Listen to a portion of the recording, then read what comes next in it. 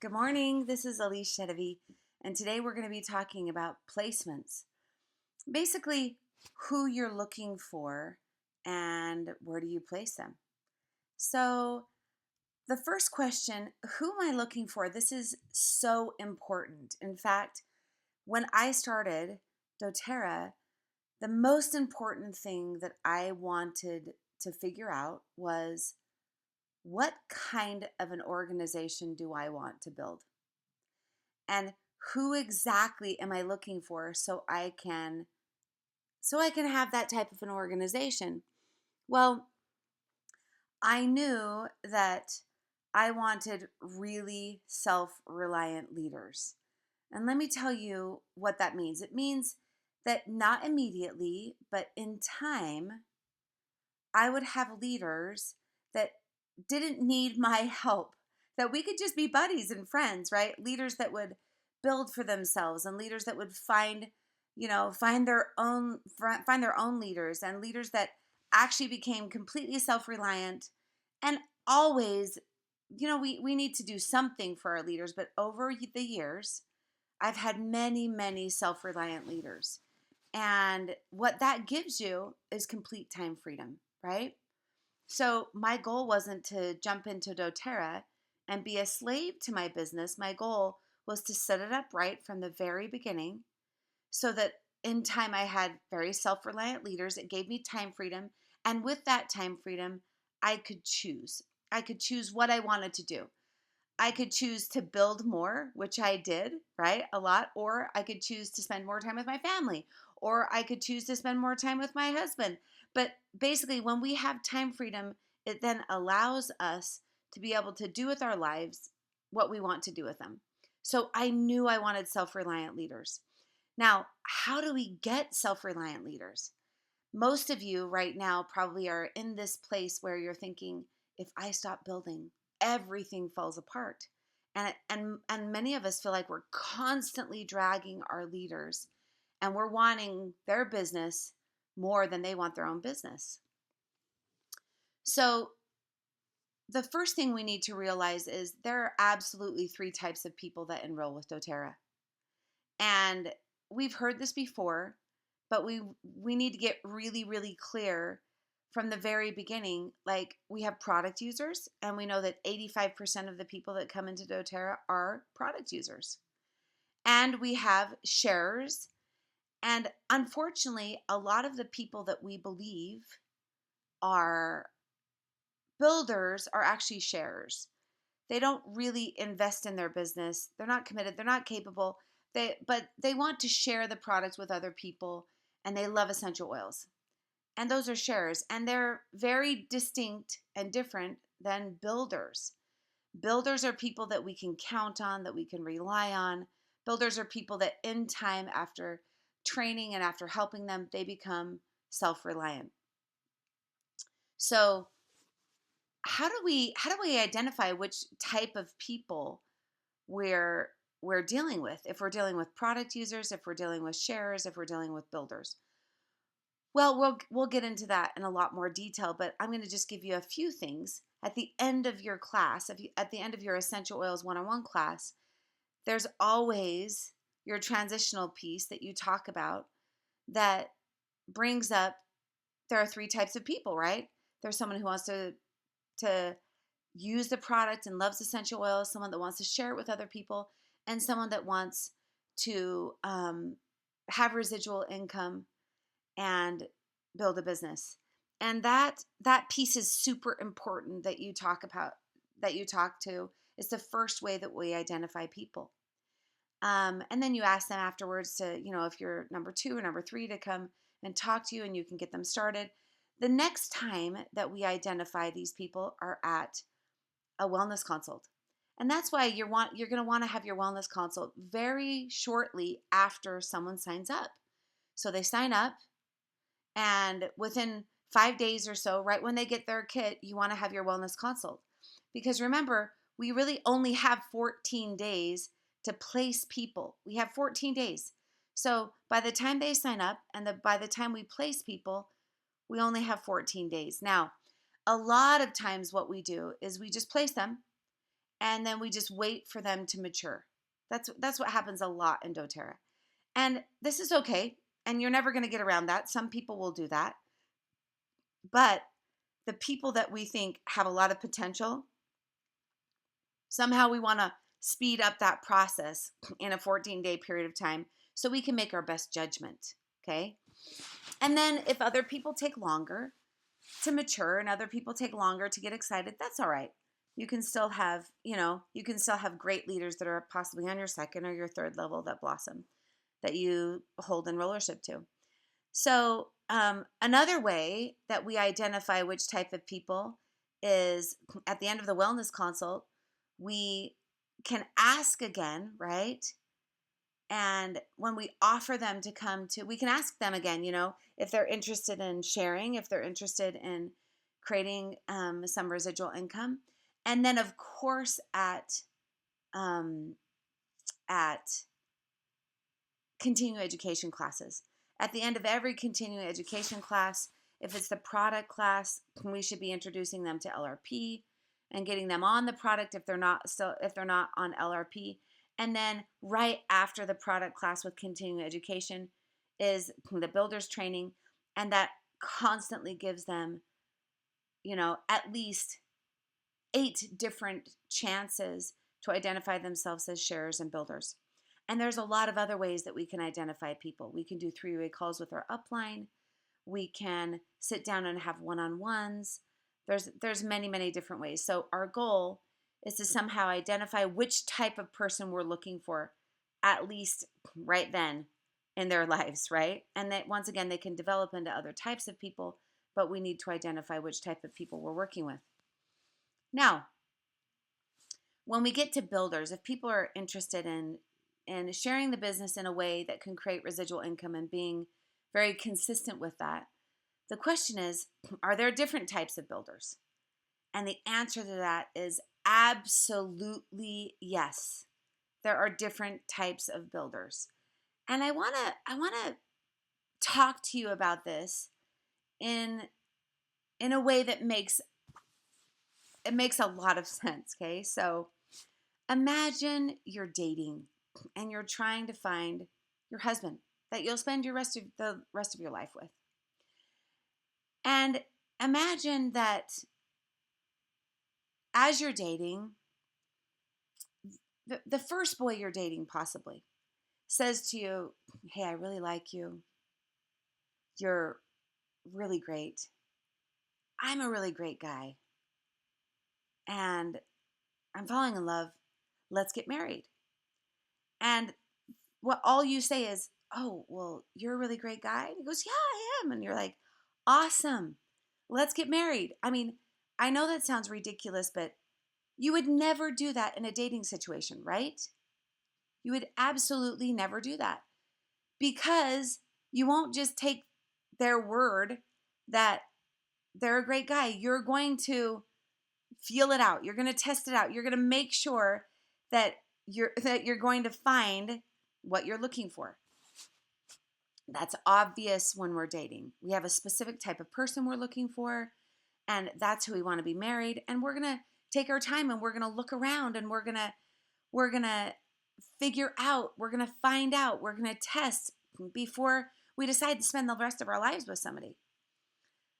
Hopefully we do that, right? Before we get married.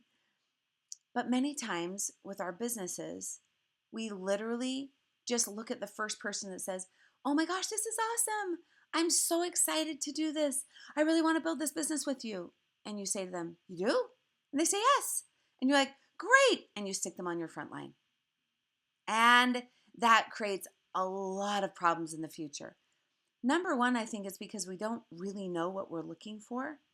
And number two, we don't know how to find what we're looking for or test out if they're really that person that we're looking for.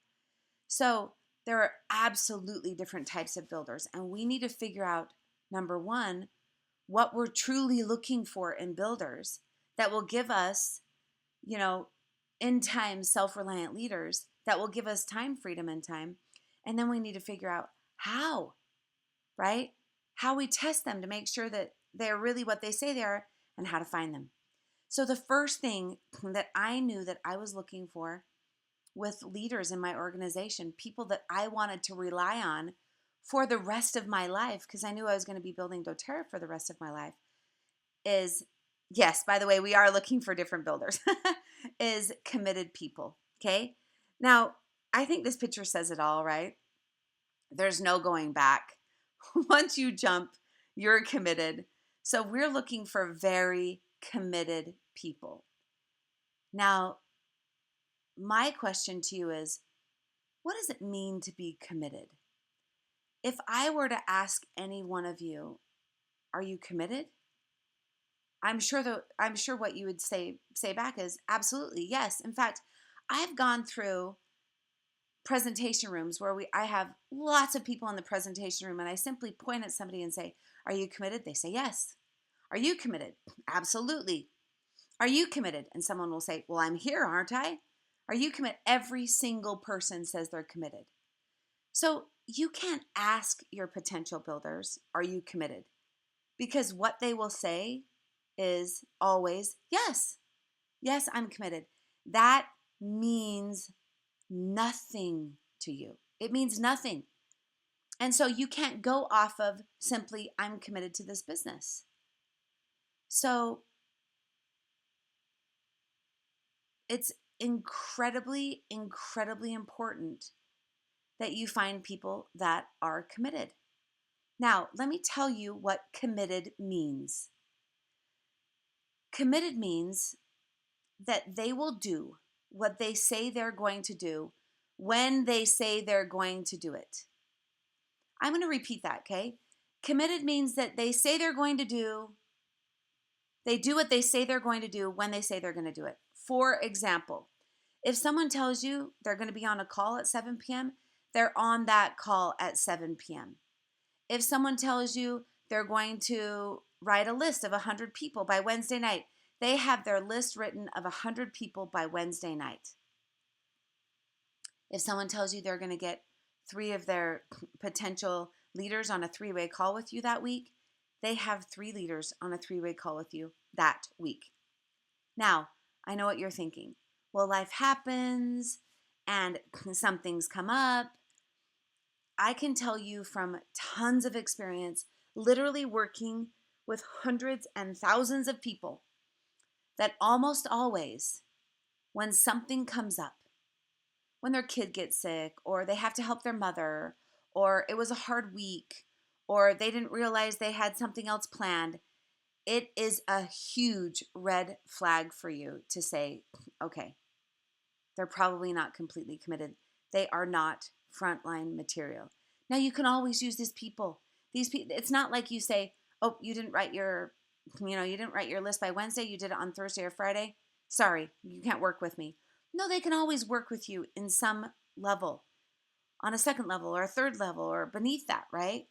But when you are looking to literally be honestly married with these people for the rest of your doTERRA life, you want to make sure that you can count on them and they're going to do what they say they're going to do when they say they're going to do it. Now, I've had many, many leaders in my organization who have come back to me and I've said, okay, this is a red flag. Like, they didn't show up.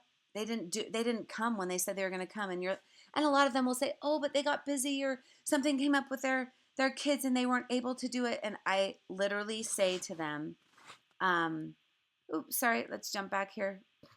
I literally say to them, "This is a big red flag.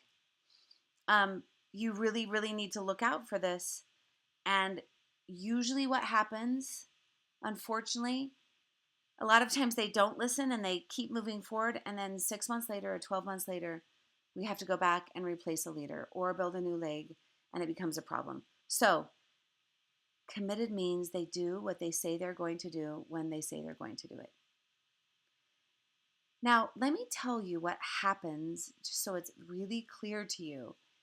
If you put a committed person on your front line, committed but not really capable, and that's what we're going to talk about in a minute. So if you put a committed person on your front line, let's say, for example, Aunt Edna. So Aunt Edna is darling. She's always been there for you in your life. She was at the very first meeting that you had, the very first oil class that you had. And Aunt Edna said, yeah, I totally want to support you. I want to do this with you. And you get really excited. And Aunt Edna shows up for all of your, you say, Aunt Edna, we're gonna have a call tomorrow night. And she shows up on the call.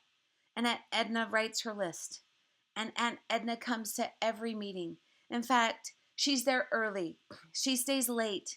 She brings the brownies for everyone to have with peppermint frosting. She's awesome. She's completely committed. You love her.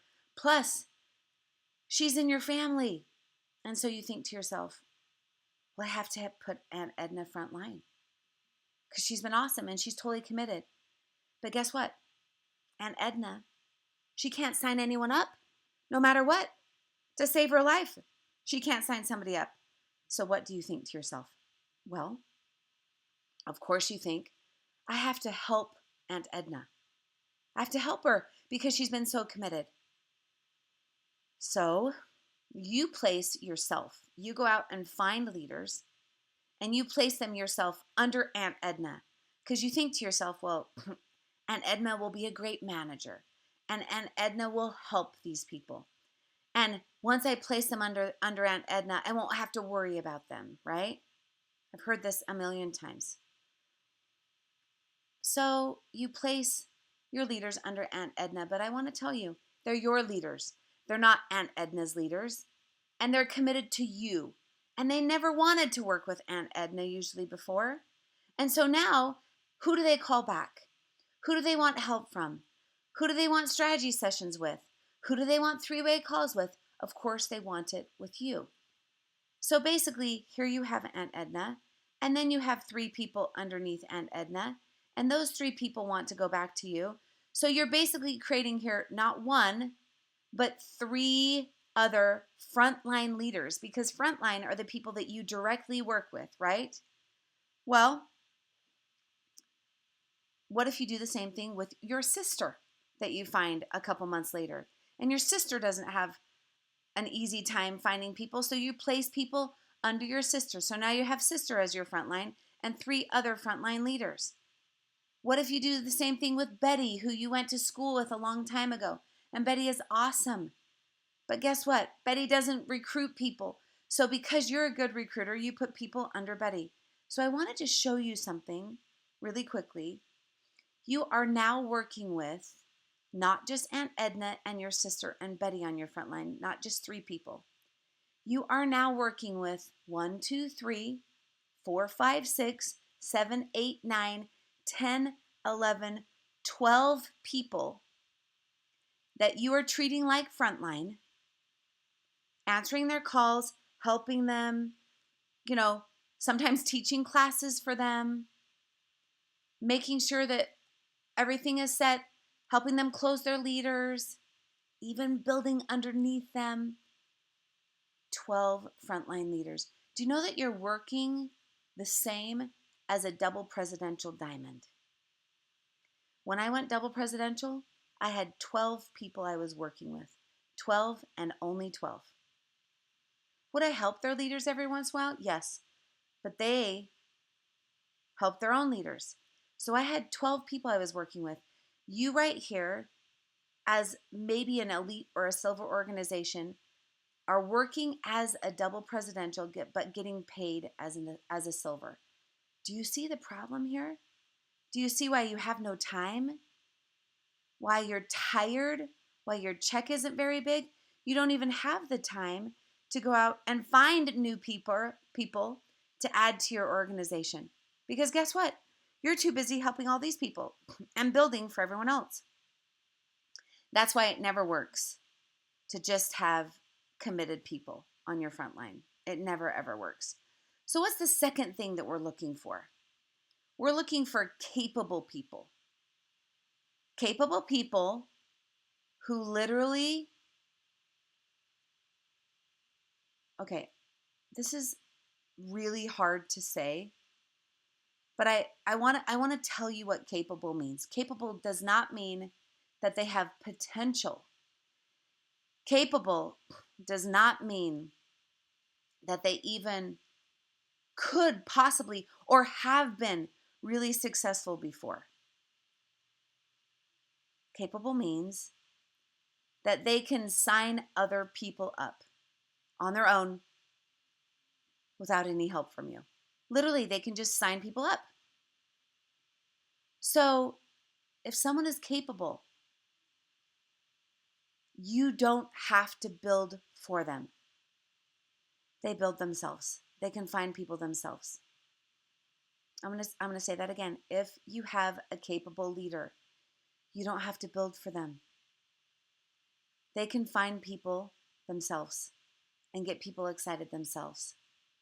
Can you imagine if all of your frontline were not only committed, they did what they said they were going to do when they said they were going to do it, so you don't have to drag them and, coerce them to do things in the business, and they were also capable. They could find their own people. They could get their own people excited. Can you imagine what that would look like? Well, it's a beautiful thing, let me tell you. It's an incredible, beautiful thing. Now, let me be really clear. Let me tell you what happens when you put a capable person on your front line, but they're not committed. And this is a little bit harder to distinguish because let's say you sign someone up and they're super great, and within the first little while, they sign up 6 people on their own. What do you think? Like, if someone came and they signed up 6 people the very first week or the first 2 weeks and all by themselves, you would think to yourselves naturally, I have to put them front line. This is awesome. This is exactly what I'm looking for. This is going to be a perfect front line. I've been waiting for this. But if they're capable, meaning that they can sign people up on their own, they can get people excited, but they're not committed, meaning they don't fall into the duplication model. They don't show up on calls. They don't do what they are going to say when they say they're going to do it. They don't train their leaders well. Well, over time, guess who gets to train them? Who's training all of Julie's leaders if you put Julie on the front line because she seems amazing? Because Julie is she's just not capable enough or not committed enough to do what she says she's going to do when she says she's going to do them. She won't train her people. Well, of course, you have to. And sometimes this can be even harder because now you have all these 6 people who don't get any help from Julie. They're not in a system. They don't know what they're doing. And once again, instead of Julie as one frontline, now you have Julie plus 6 other people that you have to treat as frontline. You're working as a presidential diamond, but getting paid here as an elite. And that will never, ever give you self-reliant leaders, and it will never give you time freedom. Do you see the problem here? And what if you've done this multiple times? What if you have put multiple people that you felt like were capable, but she doesn't train and she doesn't do it, she's not committed to follow the program? Then most of the time what you do, because you just don't have the time, is a lot of those people get left behind. And if you try and train everybody else and try to answer everyone else's questions and problems, then you have absolutely no time to build your business the way that you want to build it. This is just as big of a problem. I remember in our organization, several levels down, it wasn't my frontline, but one of my leaders signed up someone. And within literally 2 months, this person went gold all on their own. I remember the first month they signed up 50 people on their own, 50 personally enrolled people. That's a lot, right?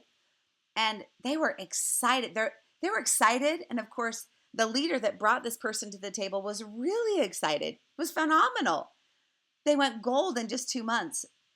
But this person could sign up all day long. They could get people excited, but they absolutely would not duplicate. They wouldn't get on calls. They wouldn't train their leaders. They wouldn't do what is necessary for this organization to keep moving, right? Because our business is not just about signing up people. Our business is training people to do what you do and them training their people to do what they do, right? So after about 6 months, of course, this person wasn't making a lot of money, because you don't make a lot of money unless you actually duplicate. So they decided to quit.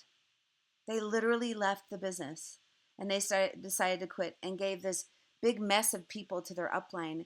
And it took a long time for that person to just figure out what to do. So capable is not enough on their own. You can't just be capable without being committed. So what is the ideal structure? Like, I understand, and my structure is not ideal. It's very close to that, and I work towards the ideal. And your structure will never be ideal, and it's probably not ideal right now. And we'll solve that. We'll solve that, right? But what is the ideal structure? If we don't know what we're looking for, and if we don't have an ideal structure, we're never going to get even close to it. If you don't know what kind of a man or a woman you want to marry, right? You'll never get close to it because you don't even know what you're looking for. If you don't know what kind of a family you want to create, you'll never get close to that because you'll never know what to strive for. So let me give you basically what an ideal structure is. So here's you on the top. Ideally, you want on your front line committed and capable people. Committed and capable is on your front line.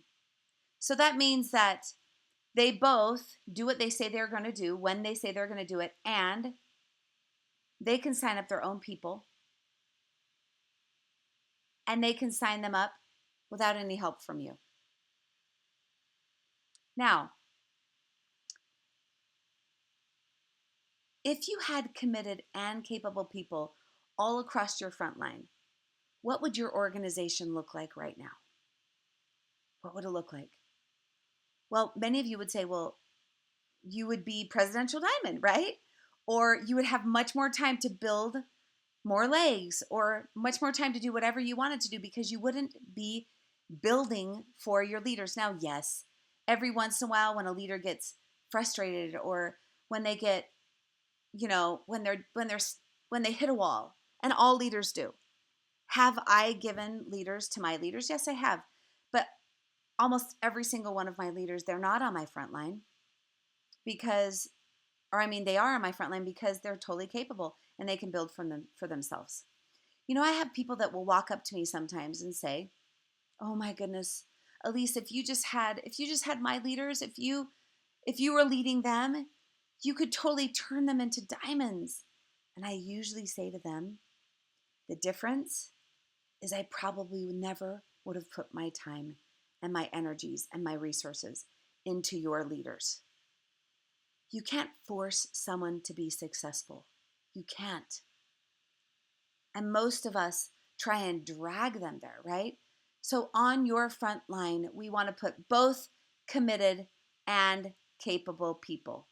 Now, on the second level, usually is just one C. They're committed or they're capable. Committed or capable. Now, I know what you're asking yourself is, well, what if they're both? What if you have 2 levels of committed and capable people? Well, then that's fantastic. Your organization will even grow faster. And every leader that you bring to the table, you ask them and you tell them, bring committed and capable people. So ideally it goes committed and capable and committed and capable and committed and capable, all down the line. But that's not usually what we see our structure as, right? So we either put committed, they're super committed, they're your Aunt Edna and your sister, or people that are really capable, they can sign a ton of people up, but they really just don't fall into the pattern of duplication. Those are second level leaders. Now, underneath that is where we put our product users or our sharers. So sharers don't even go on first or second level. Why? Because we can't count on sharers. We can't call up sharers at the end of the month with 2, days to go and say, we're missing volume. How are you going to make this work? Well, they only got into the business to share. They just wanted to have meetings when it's convenient for them, right? So how do we know if people are both committed and capable is our next question. Well, you know what? I'm going to go back one more time. Is this clear? We have committed and capable people on our first level, and then we have committed or capable people on our second level. So 2 C's on our first line, 1 C on our second line, or product users and shares on our third line. Because on our third line, we just need volume. So it's great if we have shares there or product users there. This is the ideal structure. This is what you're looking for. This is what we want and what we're striving for.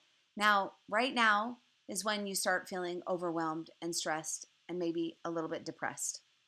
And you're thinking, this isn't what my structure looks like. And this is not what I have in my organization. What am I going to do? There's a lot of things that we will do and can do. But you have to take a really, really strong look at this. I have people, even after I give this presentation, that will say, yeah, she's CC, she's committed and capable. And then I dig in a little bit deeper and I say, really? Do you build for this person? Do you have to put volume under this person? Do you have to bring leaders to the table? And if they say yes, is that person capable? Are they really 2 C's? And some people might actually ask themselves, do I even have any CCs on my front line? Do I have any? And maybe you don't.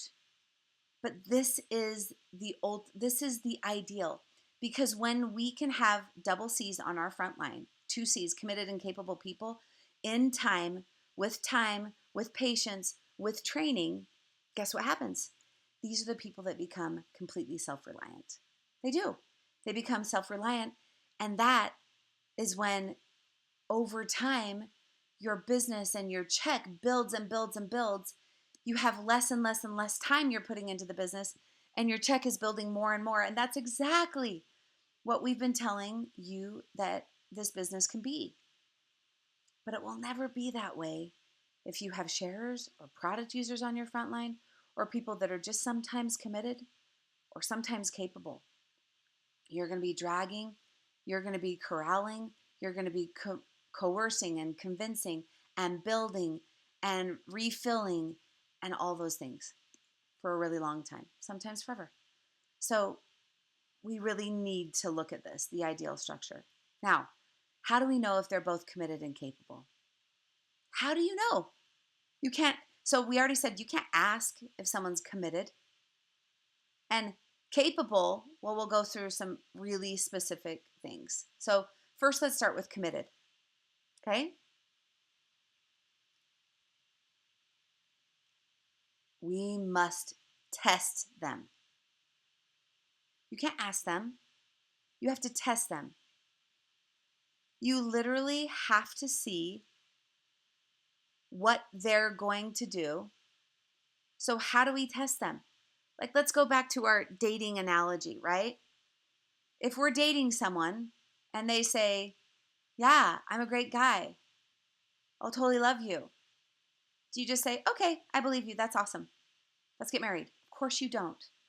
That's why we date for a long time.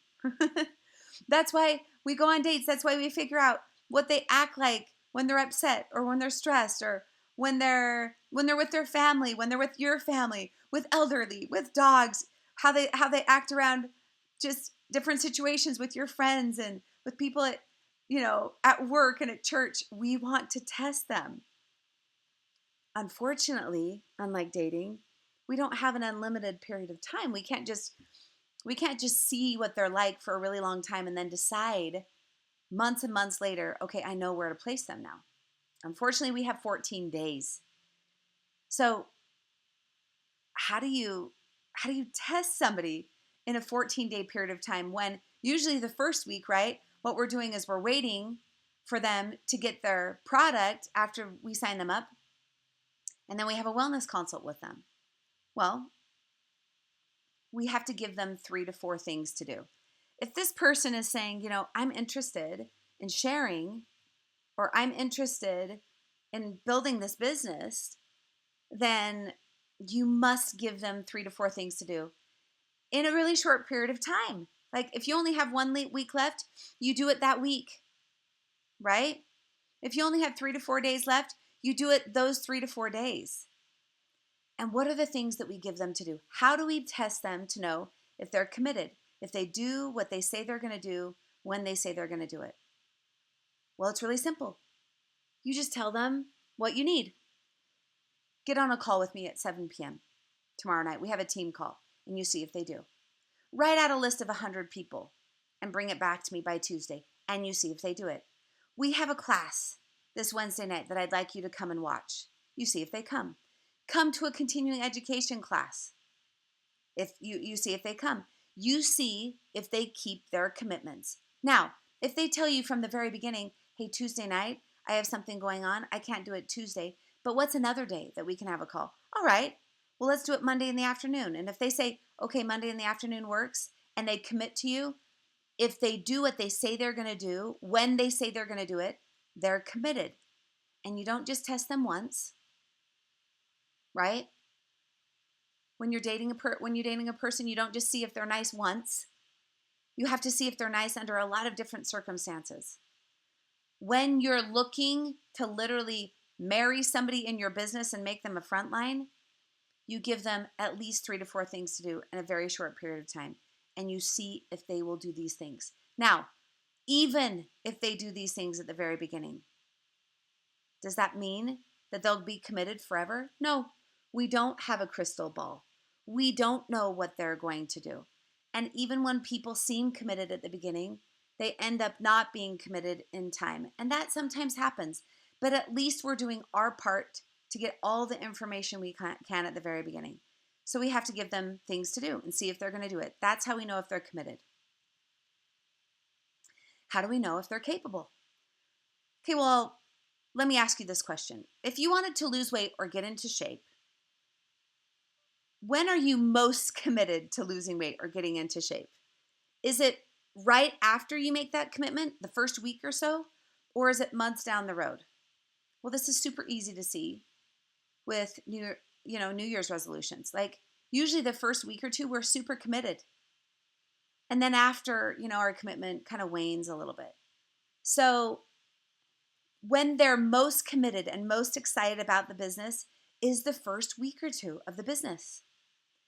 And I know this is hard. This is so hard for people to understand this concept. And this is one of the reasons why they put wrong people on their front line. We think to ourselves, well, I have to train them perfectly and I have to let them know exactly what to do or they're going to do things wrong, right? Well, let me ask you this question. Many of you never got help at the very beginning. You didn't know what you were doing and you weren't trained properly, but somehow you were able to pick up the phone and make a couple calls to either your mother or your sister or your friends or the people that you work with about this business or about essential oils because you were so excited about what you were learning about and something about you was so convincing to them. You were persuasive enough without being trained perfectly and without knowing the business that they were interested in doing something. They wanted to learn more. They wanted to get involved. That is a capable person. I call it the X factor. It's just there's something about them that people want to listen to, they want to follow, and people believe you, right? Now, everyone doesn't have the X factor. And can you train the X factor into people? Yes, you can get better at it, right? But with our frontline people, don't we just want naturally persuasive and convincing people? People that will be able to sign people up for a really long period of time. That is what we want in frontline. So you have to wait and see. You have to see if they can get others interested without your help or training. Because if you help them and if you train them right from the very beginning, without even waiting to see who they bring to the table, how will you know if it's them or if it's you? I'm going to give you an example. If you prepped your boyfriend that you're dating, okay, we're going to go to my parents' house and my family's going to be there. I want to make sure this is what you talk about with my brother that will get him really interested. Talk about football with my brother. Make sure you compliment my mother about her cooking. Don't talk to my dad. He won't want to talk to you. And this is what you do before you leave, and they'll love you. Is that really a test? No. All they did was follow exactly what you told them to do. You don't know what they're naturally like. Same with people that are interested in the business. If we can't wait for a week, the first week that they're in, that's the week that they'll be most excited about the business. And if they can't get anyone interested the very first week that they're excited, this should be a red flag for you. Doesn't mean you can't work with them at all. But should they be your frontline leaders? Or if you say, hey, try and get 3 people on a call with me this week that are interested in doing what you're doing. If they can't, shouldn't this be a red flag for you? Right? Well, it should. It should be a red flag for you. And if they say, well, I didn't have time or things came up, that's okay. This should also be another red flag for where to place these people. And it's better for you to learn who, it's better for you to wait and be patient and go through more people, date more people basically, before you decide who's your frontline than just randomly putting frontline there. And I know what you're thinking, but I already have these people there. What do I do? Well, we'll get to that. We'll talk about that. So if they can bring people to the table the first week, doesn't necessarily mean they have to completely sign them up if they don't know how to do it in the back office. But if they can bring people to the table, if they get people excited, that your next thought must be, who are those people that they're bringing to the table? Who are they? If you say to somebody, go find me or bring to me 3 people that you think will be incredible in this business with you. Well, who are they bringing to the table? Are they bringing just product users? I'm going to go back to that picture real quick. If they're bringing just product users to the table, do you want a frontline that only can sign up product users? Do you want that? Because if that's what you want, you're basically going to stall out at about a silver or a gold with no leaders besides your frontline leaders. Because they're only going to be able to create an elite organization. Maybe premier if you push. And if you throw all of your leaders at them, you could maybe muscle them to silver. But with so much help, how are you going to do that 4 times to go diamond, or 5 to go blue, or 6? You won't have the time to do 6 to go presidential, right? So if they're only bringing product users to the table, you should look at this and think, okay, maybe this is second level material, not frontline material. If they're bringing sharers to the table, possibly this is just second level leaders. Now, if they're bringing builders to the table, what kind of builders are they bringing to the table? Are they great builders? Are they influential? Will they be great builders themselves, or will they be people that just say, yeah, I'm interested in building the business and can't get much going? So my goal was to find leaders and look for leaders and builders that not only were committed and capable, but the people that they found were committed and capable. They didn't find product users, they didn't find sharers, they didn't even just find builders, but the people that they find are committed and capable leaders. And if they are bringing me people the first week or so, and the people that I'm talking to and meeting with, the leaders that they're bringing are wanting to do the business, and they're also committed and capable, they do what they say they're going to do, and they're capable of attracting other people immediately, I knew this is frontline material. I'm going to put all of my effort, all of my time, all of my resources into these people and run like crazy. These were a very good bet. And that is why most of my leaders, if not almost all of them, go diamonds within the first 12 months. And then we work on blue and presidential. That is why my first level, they all were diamond. My first 6 were all diamond before I put my second level down. And then we worked on all of those becoming diamond and blues and presidentials. And then we worked on our third level, right? That's why I'm triple diamond right now. I can honestly tell you that I think that some of you are working harder than me as platinums and diamonds and blues than I am as a triple diamond. I knew what I was looking for. I knew what I wanted. I looked until I found it, and then I ran with them and put everything I had into these leaders. Now, has it turned out perfectly? No. Is it close to ideal? Yes, it is.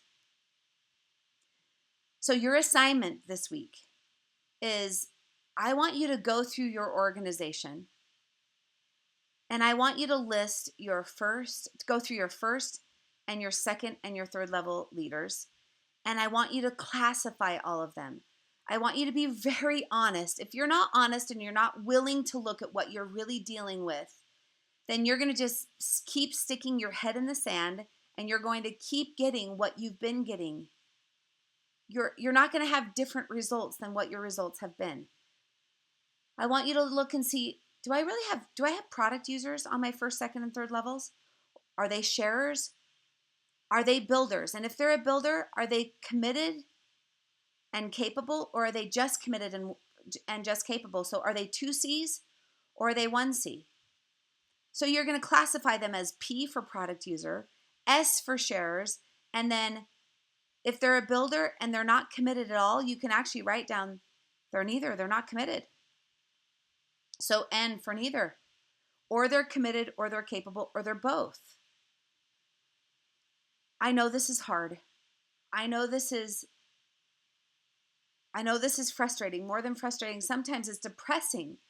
But if we can be honest and look at what we really have, and let's be honest, you can't get mad at your upline because they probably didn't know what they were looking for.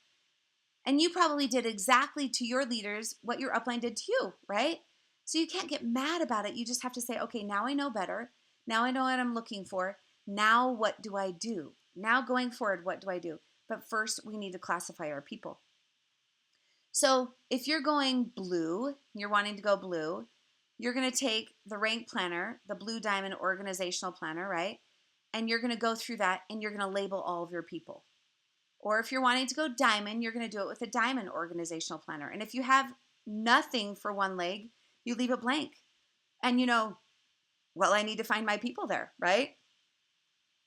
Now, I have included in your assignment this week a diamond and a blue diamond organizational planner. And I really want you to look at this and I want you to go through and figure out what we're dealing with. And then next, you've got to go find who you're looking for. So what I do is if I'm missing a leader or I have to build under another leader and piggyback off their volume for a while until that leader gets bigger, I don't just think, well, I'm looking for one person. I usually times it by 4. And I think I'm looking for 4 leaders or builders. Because out of those 4, you're going to have somebody that does nothing, someone that's just committed, someone that's just capable, someone that it looks awesome and says they're committed and capable that kind of peters out, and then someone that actually goes at your level and is committed and capable and wants to run with you. 1 out of 4 usually work. And how do we find those people? Well, you do a lot of the contacting and a lot of the recruiting activities like the one we talked about last week. And like many, many more we can go through. You keep going through your list, working down your list, calling people, contacting people, following up with people. You do it until you've found everyone that you're looking for. Now, next week, we're going to go over what do I do with my existing organization? Like I've kind of created this mess, and what do I do? And how do I work with my existing organization? Because a lot of people at this point just say, I have to scratch everything and start over. No, that is not what we do. We don't scratch everything and start over. There are some legs that we might need to start over with, but there's many times that there's so much we can do with the second part of placements, right? That we can build from what you've got, and we need to make really smart decisions based on this. So we really have to find what we're looking for. And then next week, we're going to go over now what? Now what do we do? So thank you for listening to this presentation. And I hope you have a really clarifying week as you work on finding out who you have in your organization and who you're really looking for. Have a great, great day.